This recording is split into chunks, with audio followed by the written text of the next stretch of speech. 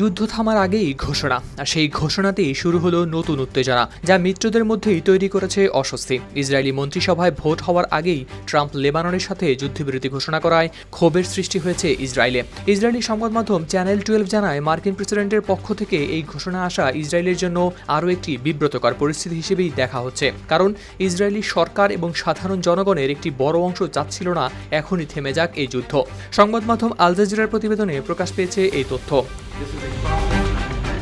এদিকে ট্রাম্পের এই ঘোষণা এমন এক সময় এলো যখন ইসরায়েলি বাহিনী লেবাননের মাটিতে অবস্থান করছে এবং নিয়মিত হামলা চালাচ্ছে বিভিন্ন লক্ষ্যবস্তুতে। আরেক ইসরায়েলি সংবাদ মাধ্যম হারেজ জানায়, ইসরায়েলি সেনাবাহিনী আজ রাতে যুদ্ধবিরতির জন্য প্রস্তুত ছিল ঠিকই, কিন্তু ইসরায়েল নিজ থেকে ঘোষণা করার আগেই ট্রাম্পের এই আগাম ঘোষণা অনেক সেনা কর্মকর্তার কাছেই ছিল বিস্ময়কর এবং অপ্রত্যাশিত। সব মিলিয়ে যুদ্ধবিরতির সিদ্ধান্ত শুধু সামরিক নয়, রাজনৈতিকভাবেও হয়ে উঠেছে স্পর্শকাতর, আর সেই সিদ্ধান্ত এবার মিত্রদের মধ্যেই তৈরি করেছে নতুন টানাপোড়েন। হাওলাদার শামীম, RTV।